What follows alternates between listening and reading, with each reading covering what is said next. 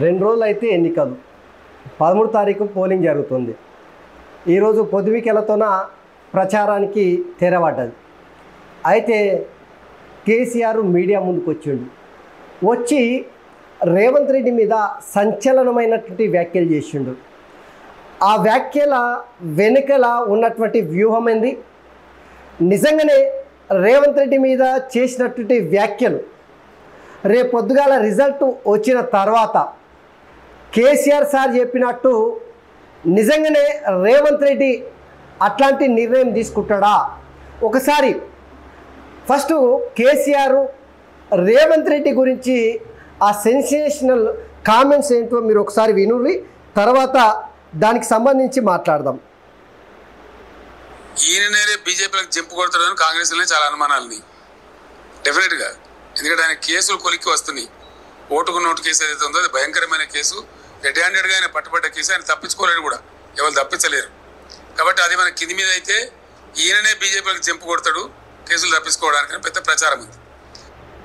So మొత్తం మీద అయితే మీడియా అడిగిన ప్రశ్నలకు సమాధానం ఇచ్చుకుంటా ఈ సెన్సేషనల్ కామెంట్ చేసిండు. రేపు పొద్దుగాల కోర్టుల కేసులు ముందుకు వస్తున్నాయి. రేవంత్ రెడ్డి మీద కాంగ్రెస్ పార్టీలోనే అంతర్గత కుమ్ములాటలు ఉన్నాయి. గట్లనే చెప్పలేం. ఓటుకు నోటు కేసు మళ్ళీ తెర ముందుకు వస్తేనంటే రేవంత్ రెడ్డి బరాబర్ బీజేపీలోకి వస్తాడు, కాంగ్రెస్ పార్టీ ఆగమైపోతుంది. ఎందుకంటే రేవంత్ రెడ్డి రెడ్ హ్యాండెడ్గా ఓటుకు నోటు కేసులో పచ్చిగా దొరికిండని చెప్పేసి ముఖ్యమంత్రి కేసీఆర్ అంటున్నాడు.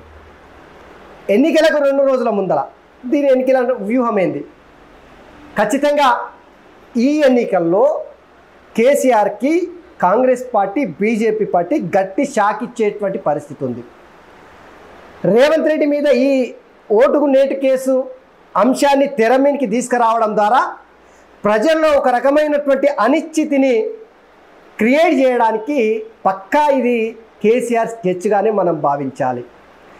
ఎందుకంటే ఈ ఓటుకు నేటు కేసు ఏమవుతుందో తర్వాత ముచ్చట, కానీ పార్లమెంట్ ఎన్నికల తర్వాత ఎన్నికల కోడ్ ముగిసిన ఎంబడే కేసీఆర్ మెడకు ఫోన్ ట్యాపింగ్ వ్యవహారం పక్కా జుట్టుకుంటుంది.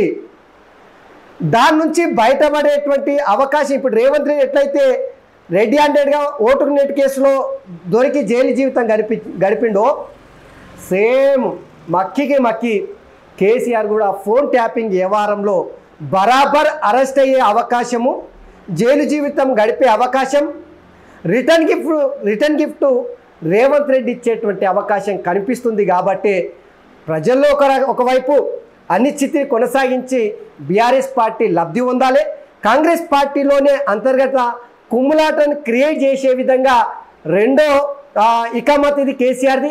ఇక మూడవది బీఆర్ఎస్ పార్టీ నాయకత్వంలో బీఆర్ఎస్ పార్టీ కార్యకర్తల్లో ఇక కాంగ్రెస్ పార్టీ గవర్నమెంట్ కూలిపోతుంది, రేవంత్ రెడ్డి బీజేపీ పార్టీలోకి వెళ్తాడు అని చెప్పడం ద్వారా ఈ 3 అంశాలు ఖచ్చితంగా కేసీఆర్ ఎన్నికల్లో లబ్ధి పొందడానికి చెప్పిన విషయంగానే మనం భావించాలి తప్పిస్తే అంతకు మించి ఇంకోటి ఉండదు.